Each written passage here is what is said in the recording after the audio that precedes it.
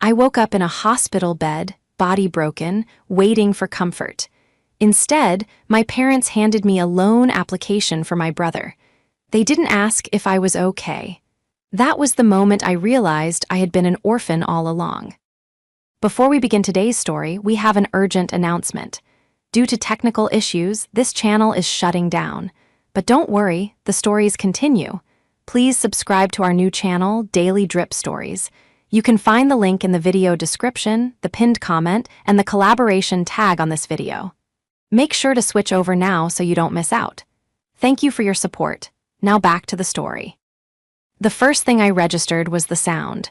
It was a rhythmic, synthetic beeping that seemed to be keeping time with the throbbing ache in my temples. Beep, throb, beep, throb. I tried to open my eyes, but my eyelids felt like they were weighted down with lead. My mouth tasted like copper and antiseptic. I tried to shift, to move my legs, but a sharp, blinding bolt of pain shot up from my left hip, stealing the breath from my lungs before I could even gasp. "Easy, Layla, easy," a soft voice murmured. A nurse. I couldn't see her clearly, just a blur of blue scrubs. "You were in a car accident. You're in the ICU. You've had surgery on your hip and your ribs." The memories fragmented and then slammed back into place. The rain, the slick asphalt, the headlights of the truck crossing the center line, the crunch of metal that sounded like the earth splitting open. "My parents," I croaked. The words felt like sandpaper against my throat. "Did you call Janice and Greg?" I didn't call them Mom and Dad in that moment. I needed to know if the emergency contacts listed in my phone had been reached. I needed to know I wasn't alone. "They're outside," the nurse said, checking a monitor. "They've been waiting for you to wake up. Do you feel up to seeing them?" Relief washed over me, cool and soothing, temporarily dulling the fire in my hip. They were here. They had come. Despite everything, despite the missed birthdays, the forgotten graduations, the phone calls that always ended with them asking for a favor, they were here. "Yes," I whispered, "please." The nurse nodded and slipped out. I closed my eyes, preparing myself. I imagined Janice's face crumpled with worry, Greg holding my hand, his stoic facade cracking just enough to show he cared. I prepared myself to be the daughter they finally worried about. The door creaked open. I forced a weak smile, turning my head on the pillow. "Hey," I managed to say. Janice walked in first. She was wearing her pristine beige trench coat, not a hair out of place. Greg followed, looking at his watch. There were no flowers. There were no tears. Janice wasn't carrying a card. She was clutching a manila folder. "Layla," Janice said. Her tone wasn't frantic or relieved. It was brisk, businesslike. "Thank God you're awake. The traffic getting here was an absolute nightmare. We've been sitting in the waiting room for 40 minutes. I blinked, confused. "I had surgery, the truck." We know," Greg said, stepping up to the side of the bed. He didn't take my hand. He placed his hands on the bed rail, leaning in. "Look, we don't have a lot of time before we have to meet Ryan. He's in a bit of a bind, and since you're incapacitated, we need to get this sorted out now." Janice opened the folder and placed it on the tray table, shoving it over my legs. The plastic of the table bumped my cast, sending a fresh wave of nausea rolling through me. "What is this?" I asked, my voice trembling. "It's the paperwork for Ryan's business loan," Janice said, clicking a pen and holding it out to me. "The bank finally approved the structure, but they need a guarantor with your credit score and income bracket. We told them you were eager to help." I stared at the pen, then I looked at my mother. I looked for a flicker of concern, a hint of maternal instinct. I saw nothing but impatience. "I just woke up," I whispered. "I could have died." "But you didn't," Greg said, checking his watch again. "And Ryan is waiting. Just sign the bottom line, Layla. Don't be dramatic." The pain in my hip was nothing compared to the sudden, hollow ache in my chest. The betrayal was worse than the diagnosis itself. I didn't take the pen. My hand remained limp on the scratchy hospital sheet, my fingers twitching slightly. The beeping of the monitor seemed to speed up. a frantic digital tempo matching the rising panic in my chest. "I can't believe this," I said. My voice was gaining a little strength, fueled by a mixture of adrenaline and pure, unadulterated shock. "You're asking me for money? Now." Janice sighed, a long, exasperated sound that I had heard 1,000 times throughout my childhood. It was the sound she made when I asked for help with homework, or when I needed a ride to band practice. It was the sound that said my existence was an inconvenience. "It's not money, Layla. It's a signature," Janice corrected, waving the pen in front of my face like she was trying to entice a stubborn cat. "It's a cosign. It costs you nothing right now, but it means everything to your brother. He's on the verge of a breakthrough with this crypto mining venture. He just needs hardware." "Crypto mining?" I repeated. "Last month it was dropshipping. The month before that it was flipping vintage sneakers. Greg, Dad, look at me." Greg looked at me, but his eyes were glazed over, looking through me. "He's really passionate about this one, kiddo. And you know how the economy is. He just needs a leg up. You're the one with the fancy supply chain job. You're the one with the 6-figure salary and the paid-off condo. It's the least you can do for family." "The least I can do?"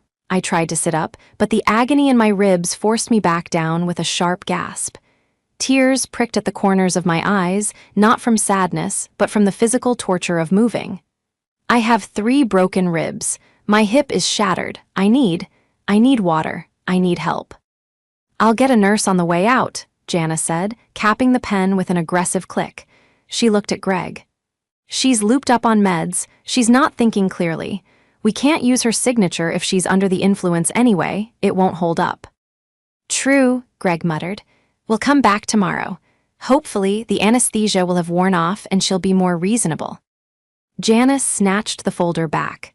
She looked down at me, her expression hardening. "Rest up, Layla, but think about Ryan. He's been so worried about his funding. Don't be selfish." And then they left. They turned their backs on their daughter, who was hooked up to 4 different machines, and walked out the door because I wouldn't sign a piece of paper. They didn't adjust my pillow. They didn't kiss my forehead. They didn't even fill the plastic water cup that sat empty on the nightstand. I lay there in the silence that followed, staring at the ceiling tiles. I counted the holes in the plaster. 1, 2, 3, 100. I had to count to stop myself from screaming. An hour later, the door opened again. I flinched, expecting them to return with a notary public. But it was Sarah. Her hair was a mess. Her eyes were red-rimmed, and she was carrying a massive teddy bear and a bouquet of flowers that looked like she had bought out the entire hospital gift shop. "Oh my God, Layla." She practically sprinted to the bed, dropping everything on the floor and grabbing my hand, gently, so gently. "I came as soon as I saw the text. I was in a meeting, I didn't see it for 20 minutes, I'm so sorry.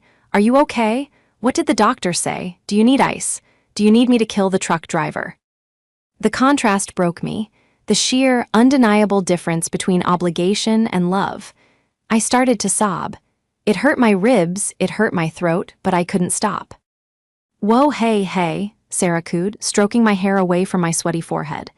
"It's okay, you're alive, you're safe." "My parents were here," I choked out. Sarah stiffened, she knew the history, she knew everything. And they asked me to co-sign a loan for Ryan. Then they left because I was too looped up to sign. Sarah's face went through a journey of emotions, confusion, realization, and then a dark, terrifying rage. Her jaw set. "They did what?" "They left me, Sarah. They just left." Sarah squeezed my hand, her grip grounding me.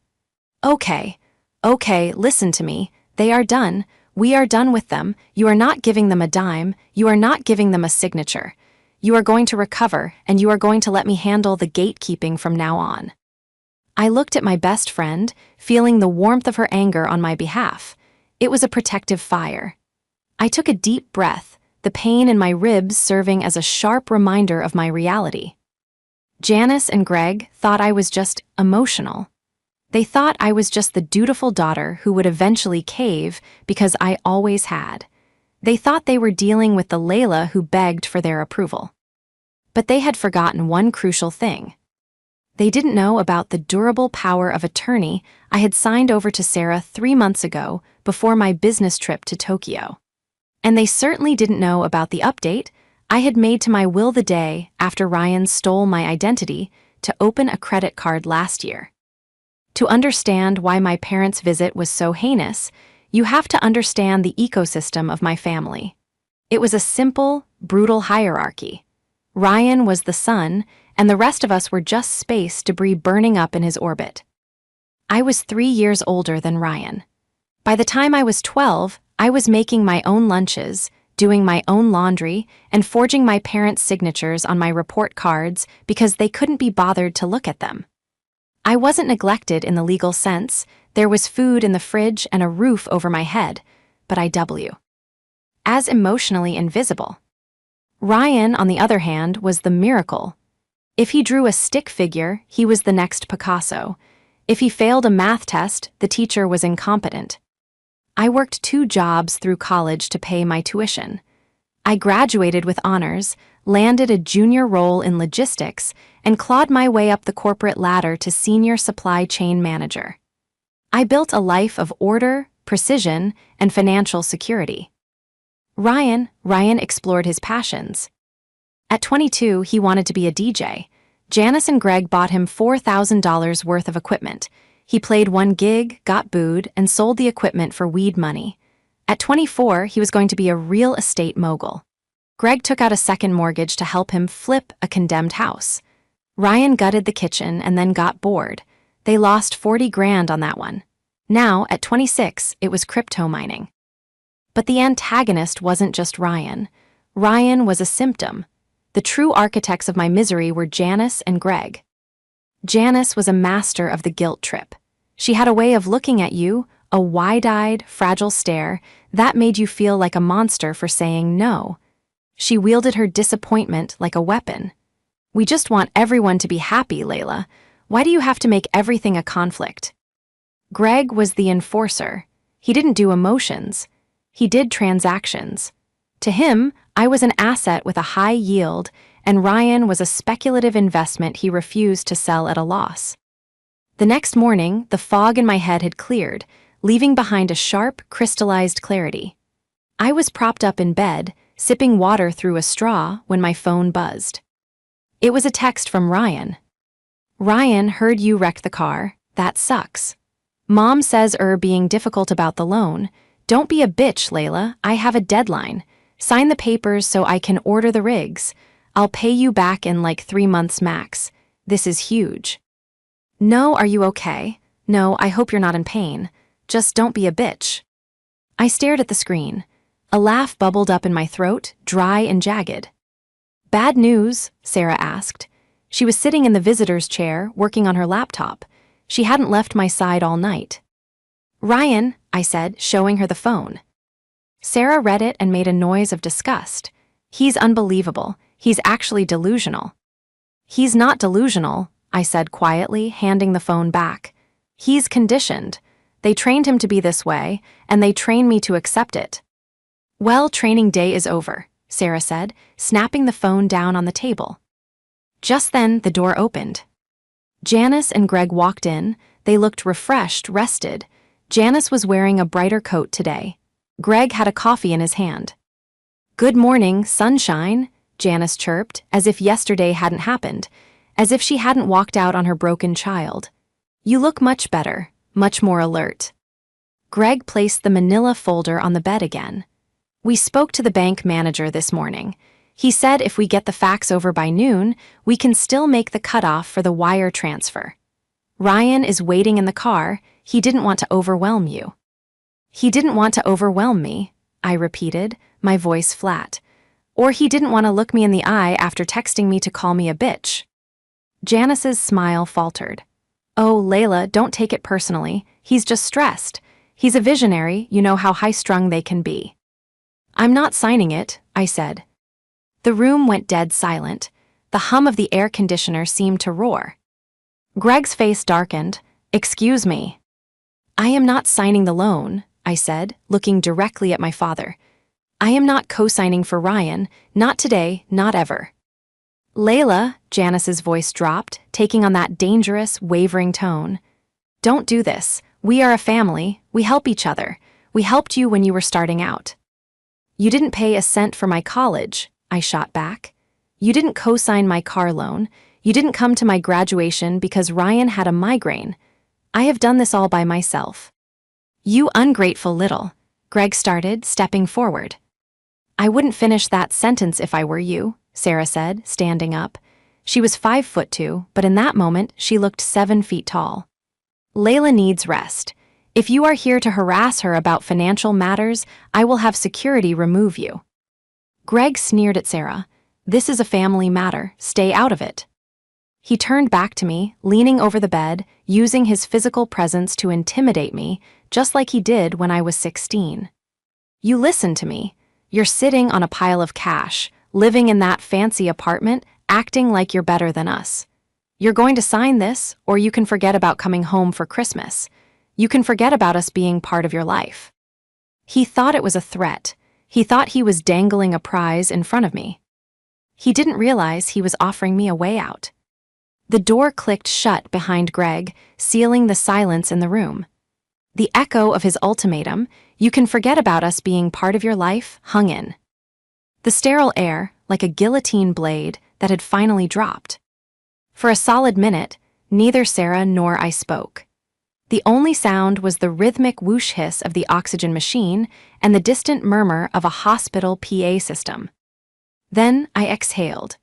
A long, shuddering breath that rattled my broken ribs, but somehow felt lighter than any breath I'd taken in years.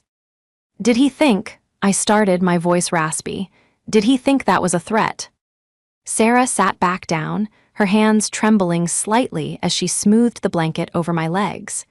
He thinks you're the same scared little girl who used to cry in my dorm room freshman year because they forgot your birthday. He doesn't know you anymore, Layla. He never knew me, I corrected.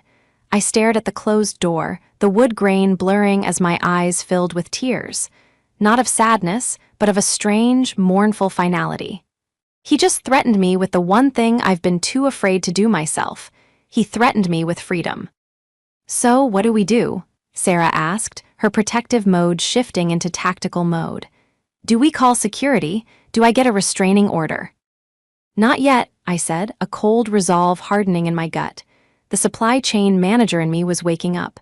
I dealt with logistics, with facts, with broken systems. And my family was the most broken system I had ever encountered. If I cut them off now, they'll just keep coming back.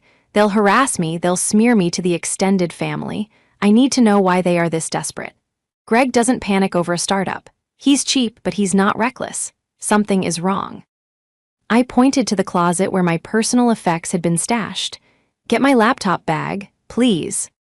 Layla, you're on morphine, Sarah warned. You should be sleeping. I can sleep when I'm safe. Right now I'm a target. Get the laptop. Sarah hesitated, then sighed and grabbed the bag. She set up the tray table, adjusting it so it wouldn't press against my chest, and opened my MacBook. The screen glowed to life, a familiar portal to the world where I had control. Okay, I muttered, fighting the grogginess. Janice left the folder. Hand it to me. I opened the manila folder my mother had been so eager for me to sign. It was a mess. A hastily printed business plan for Quantum Hash LLC, a terrifyingly generic name. I flipped through the pages. The projections were laughable, graphs that went straight up with no basis in reality. But it was the equipment list that caught my eye. Vendor TechCore Solutions via eBay store. Cost $45,000. 45 grand for mining rigs, I murmured. That seems high for a starter setup, but not impossible. I looked at the bank details. Sarah, Google TechCore Solutions eBay. Sarah pulled out her phone. A few seconds of tapping later, she frowned. Nothing. There's a TechCore that sells refurbished printers in Ohio, but no mining rigs. Check the seller rating, I instructed. I can't find a store with that exact name, she said. My fingers flew across my keyboard, painful, staccato bursts of movement. I pulled up the state business registry for the address listed on the invoice. It was a residential address in a suburb about 40 minutes from where my parents lived. I ran a reverse search on the address. Zillow lists it as a rental, I said, my heart hammering against my bruised ribs. Rented 3 months ago. I dug deeper. I had tools for this, background check software I used for vetting international suppliers. It wasn't strictly for personal use, but I didn't care. I plugged in the LLC name. Quantum Hash LLC, registered agent, Ryan Miller. Okay, Ryan owns the company, I said. That's normal. Then I looked up the vendor again. I searched for the EIN employer identification number listed on the invoice. It came back invalid. I tried the bank routing number for the wire transfer. It was a valid bank, a small credit union. I logged into a consumer fraud database I had access to. Sarah, I said, the coldness spreading from my gut to my limbs, the vendor is fake. What? This invoice? I tapped the paper with a shaking finger. It's a forgery, a bad one. The EIN is fake, the address is a rental house, and the vendor doesn't exist online. Ryan isn't buying equipment. Then where is the money going? Sarah asked, leaning in. That's the question. I closed my eyes, thinking. Ryan was impulsive, but he wasn't a criminal mastermind. He was a follower. He's not trying to build a business. He's trying to pay someone off, or... I opened a new tab. I typed in a username I remembered seeing on Ryan's laptop screen years ago when I visited for Thanksgiving. Crypto King RM. I searched it across social platforms. Nothing. Then I searched it on specialized forums, gambling forums. Jackpot. He's not mining crypto, I whispered. He's betting it. I found a profile on a high-stakes online poker site that accepted Bitcoin. The user Crypto King RM had been active as recently as 3 days ago. The account history wasn't public, but the forum posts were. He was bragging about huge swings and asking for advice on bridge loans. He's in the hole, I said, the realization settling like a stone. He's gambling. He's lost everything, and he's trying to get a $45,000 loan to chase his losses. And my parents, they're trying to make me the guarantor so when he inevitably defaults, the bank comes after me, not them. Do they know? Sarah asked. Do Janice and Greg know it's gambling? That, I said, closing the laptop as a wave of exhaustion finally crashed over me, is what we're going to find out. But we need leverage. I need you to go to my apartment. Why? In my safe, the red binder, it has the trust documents from Aunt Marie. Aunt Marie, my father's sister, the only person in that family who saw me. When she died of cancer 4 years ago, the family thought she died broke. She didn't. She left everything to me, nearly $300,000 in stocks and bonds, in a trust that only revealed itself upon her death, with strict instructions that my parents were never to know. It was my escape fund, my safety net. I need the deed to the condo too, I said, and the copy of my will. Layla, Sarah said softly, what are you planning? I'm planning a hostile takeover of my own life, I said. If they want a business transaction, I'm going to give them one. The next day, the pain was worse. The adrenaline had worn off, leaving behind a dull, throbbing ache that lived in the marrow of my bones. But my mind was sharp. Sarah had returned with the documents. They sat in my bedside drawer, a silent arsenal. At 10:00 a.m., right on cue, the door opened. It was just Janice this time. She was carrying a Tupperware container and wearing a soft, pastel cardigan. The good cop routine. Hello, sweetie, she cooed, placing the Tupperware on the table. I made your favorite, chicken soup. I know the hospital food is dreadful. I watched her. It was a performance. Every movement was calculated to evoke nostalgia, to trigger the child in me who just wanted mommy to make it better. Thank you, I said neutrally. She sat down, sighing as she settled into the chair. Your father is, well, he's upset.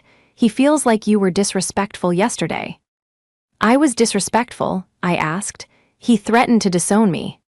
He was just emotional, Janice waved a hand dismissively. He's under a lot of pressure. We all are. Ryan is.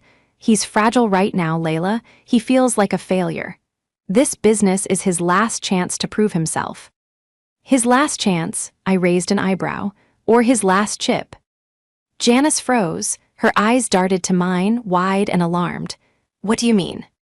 I mean I looked into Quantum Hash LLC, I said, my voice steady. I know the vendor is fake, Mom. I know the invoice is forged. Ryan isn't buying mining rigs. He's paying off gambling debts.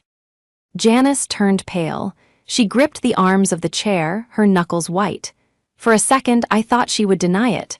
I expected her to scream, to call me a liar. Instead, she crumbled. He owes bad people, Layla, she whispered, her voice cracking. It's not just a bank, it's online sharks. They've been calling the house. They threatened to come over.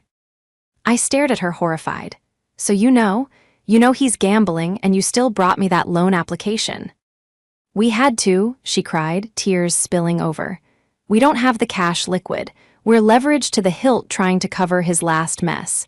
If he doesn't pay them by Friday, they said they'd hurt him. We thought if you signed, we could get the cash, pay them off, and then Ryan would work it off.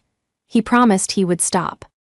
You were going to let me commit bank fraud, I said, the words tasting like ash. You were going to make me co-sign a business loan for a fake business. That is a federal crime, Mom. If the bank found out, I could go to jail. I would lose my job, my license. But you wouldn't get caught, she pleaded, reaching for my hand. I pulled it away. You're smart, Layla. You always figure things out. We just need to save your brother. Please, he's your brother. And I'm your daughter, I shouted, the pain in my ribs flaring. I am lying here with broken bones, and you are trying to trick me into a felony to save him from his own stupidity. Did you even ask the doctor if I'll walk properly again? Janice flinched. Of course we care about you, but you're strong. You've always been the strong one. Ryan needs help, you don't. I don't need help, I laughed, a harsh broken sound. I am in the ICU. You have insurance, she snapped, her mask slipping. The good cop vanished, replaced by the desperate, enabling mother I knew too well. You have money, Layla. You have that trust from Marie. The air left the room. I went perfectly still. How do you know about Aunt Marie's trust? Janice covered her mouth, realizing her mistake. Her eyes darted away. How do you know? I demanded, my voice low and dangerous. We saw the mail, she stammered. A few years ago, a statement came to the house by mistake before you changed your address. We know you have it. We know you're sitting on hundreds of thousands of dollars while your family is drowning. That money was for me, I said, shaking with rage. Because Marie knew. She knew you would drain me dry if you could, and she was right. You are selfish, Janice spat, standing up.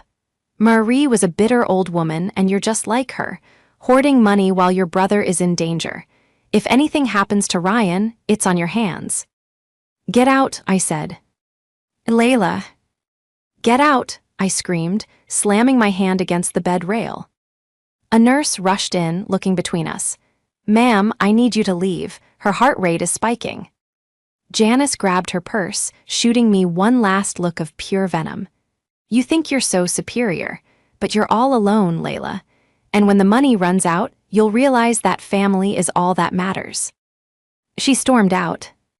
I collapsed back against the pillows, gasping for air. The betrayal was complete. They didn't just want a signature. They had been counting my money for years, waiting for a moment to strike. They felt entitled to Aunt Marie's legacy, the one thing she gave me to keep me safe from them. 2 hours later, Sarah came back from a coffee run to find me staring at the wall, stone-cold sober despite the pain. They know about the trust, I said simply. Sarah dropped the coffee cup. It didn't break, but hot latte splashed over her sneakers. What? They opened my mail years ago. They've known the whole time. That's why they felt comfortable asking for the loan. They figured I could afford to pay it off when Ryan defaulted. Sarah cleaned up the spill in silence, her face grim. They are monsters, Layla, actual monsters. And they're desperate, I said. Janice admitted Ryan owes loan sharks. They are cornered animals. My phone dinged. A notification from my home security system. Motion detected, living room. Motion detected, master bedroom. I grabbed the phone. I pulled up the camera feed.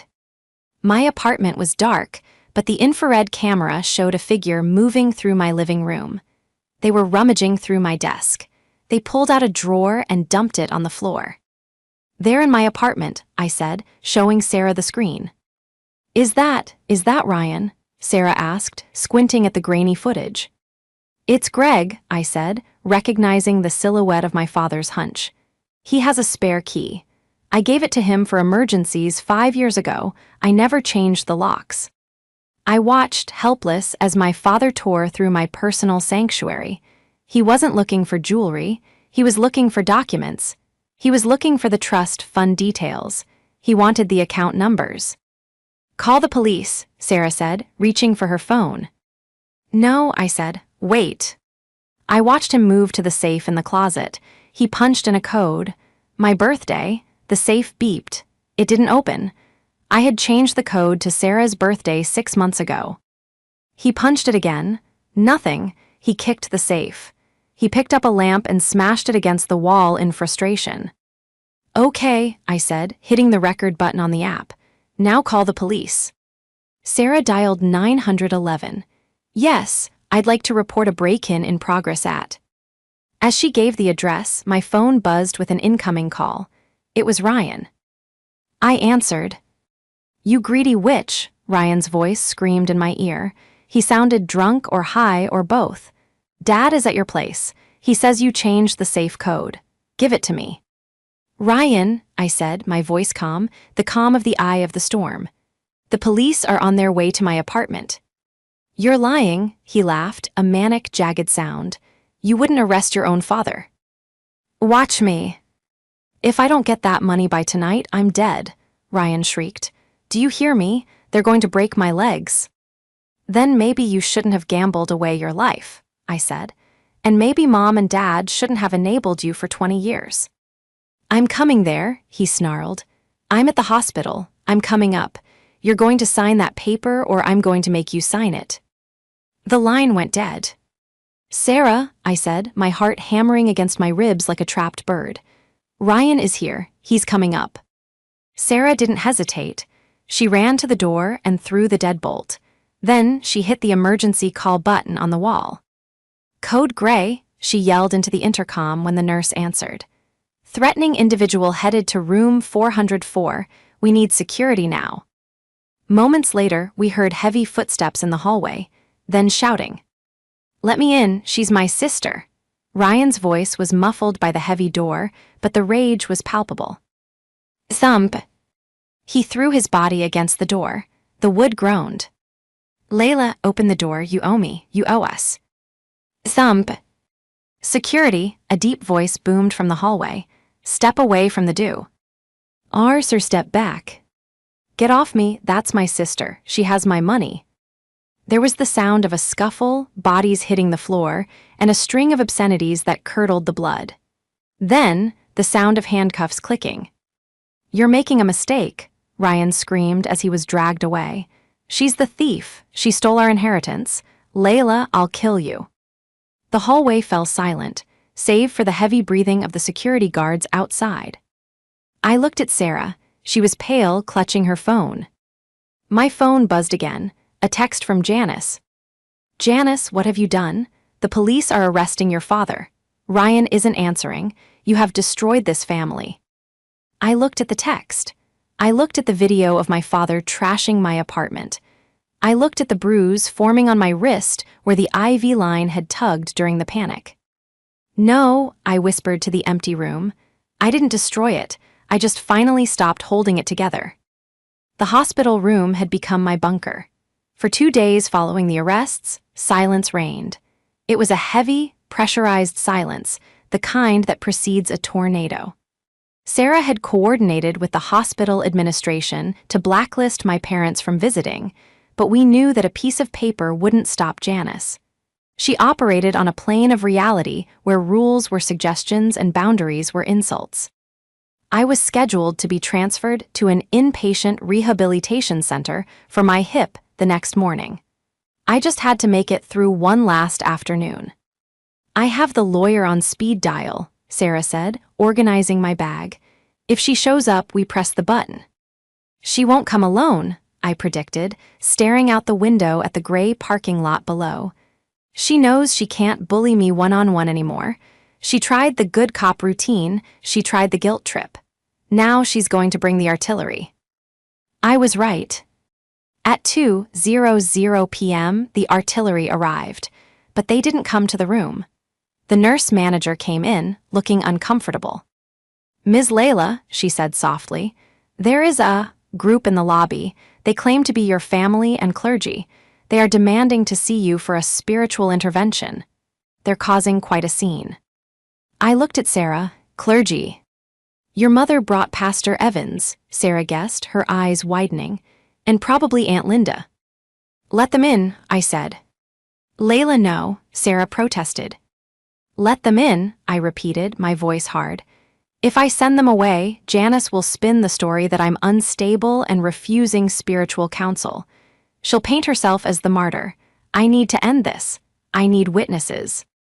10 minutes later, my small room was crowded. Janice walked in, looking like a grieving widow. She was flanked by Aunt Linda, her older sister, the matriarch of the extended family, and Pastor Evans, a man I hadn't spoken to since I was 14. Janice didn't look at me. She looked at the floor, dabbing her eyes with a handkerchief. "Oh, Layla," Aunt Linda began, her voice dripping with disappointed judgment. She was a tall woman with steel gray hair and a posture that radiated disapproval. "Your mother called us. She told us everything. How you've had a mental break, how you attacked your father." "Attacked my father?" I asked, my voice calm. I adjusted the bed, sitting up as straight as my ribs would allow. "Is that what she said?" "She said you've been confused since the accident," Pastor Evans chimed in, his tone soothing but patronizing. "That the medication has made you paranoid. Layla, child, calling the police on your own flesh and blood, on your father? Greg is sitting in a holding cell right now because you lost your way. He was trying to get your medication," Janice sobbed into her handkerchief. "He went to your apartment to get your prescriptions because we were worried about you, and you had him arrested like a common criminal." It was a master class in gaslighting. If I hadn't lived it, I might have believed her. "And Ryan?" I asked. "Why was he screaming that he was going to kill me in the hallway?" "He was distraught," Aunt Linda snapped. "He saw his sister acting like a stranger.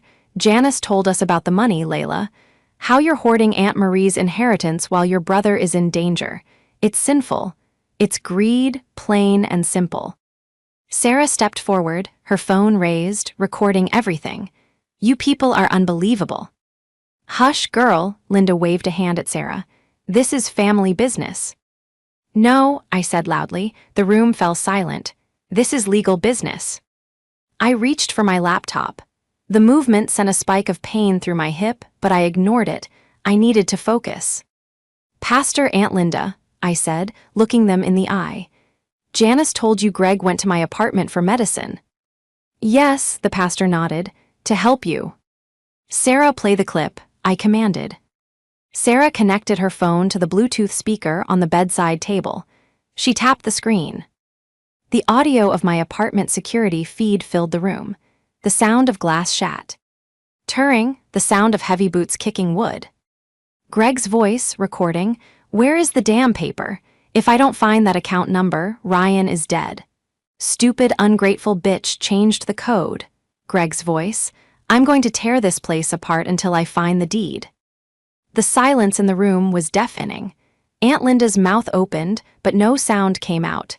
Janice stopped crying instantly, her face draining of color. "That doesn't sound like someone looking for medicine," I said. "That sounds like someone looking for a deed to a condo he doesn't own." "And the danger Ryan is in," I continued. "Sarah, show them the invoice." Sarah held up the tablet, displaying the forged Quantum Hash LLC invoice next to the gambling forum screenshots. "Ryan isn't a businessman," I said, addressing my aunt directly. "He's a gambling addict. He owes $45,000 to loan sharks. Janice and Greg knew. They forged this invoice to trick me into co-signing a loan so the bank would pay off the sharks. When I refused, they tried to rob me. I turned to Janice. She looked small now. The grieving mother act had evaporated, leaving behind a terrified, exposed woman. "Tell them, Mom," I said. "Tell Pastor Evans that you tried to get me to commit federal bank fraud from my hospital bed." We were just, Janice stammered, looking around for support, but there was none. Pastor Evans took a step back from her. "Janice, is this true? Is this about gambling?" "He's a good boy," Janice shrieked, her composure finally shattering.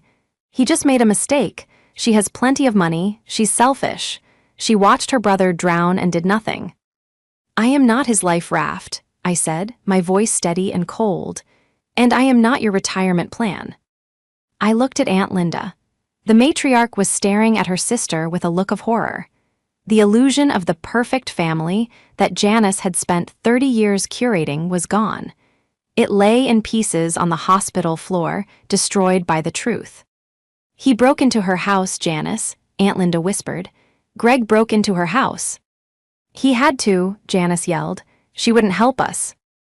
"Get out," I said, "all of you except Sarah." "Layla, please," Pastor Evans started. "Get out." Security arrived then, 2 burly guards who looked like they had been waiting for this moment. "Ma'am, you need to leave," the guard said to Janice. Janice looked at me one last time. There was no love in her eyes, only hatred. "You'll regret this. You'll be all alone."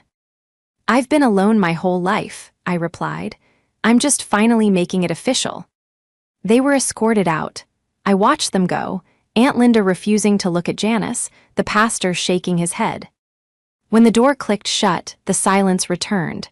But this time, it wasn't heavy. It was clean. It was the silence of a battlefield after the war is won. The legal fallout was swift and brutal, a domino effect that I watched from the safety of my new life. I didn't drop the charges. That was the hardest part, staying the course when the emails and letters started coming. Cousins I hadn't spoken to in years reached out, telling me I was heartless for putting my father in jail. But I had Sarah. And I had a lawyer who reminded me that family is not a legal defense for burglary. Greg took a plea deal.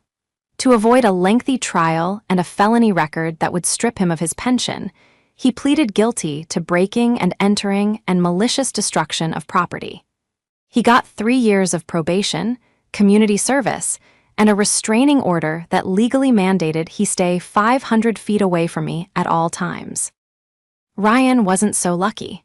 The loan sharks Janice feared turned out to be a bit less cinematic but equally dangerous, an organized crime ring running illegal sports betting. When the money didn't come, they didn't break his legs, they forwarded his debt to a collection agency that played dirty. But before they could get to him, the police did. He was arrested for assault at the hospital and later charged with identity theft for the credit cards he had opened in my name years prior. Charges I finally allowed the prosecutor to pursue. He was sentenced to 18 months in a state facility with mandatory addiction counseling. Janice was left alone in the house she could no longer afford. With Greg's legal fees, Ryan's restitution payments, and the loss of Greg's job, he was fired quietly after the arrest made the local paper. The financial house of cards collapsed. They had to sell the family home, the shrine to Ryan's mediocrity, to pay off the debts. I heard from Aunt Linda that Janice moved into a small 1-bedroom apartment across town. She told everyone who would listen that her daughter had abandoned her. But fewer people were listening these days. 6 months later, I sat on the balcony of my new townhouse. It was a gated community with 24-hour security, a non-negotiable feature for me now.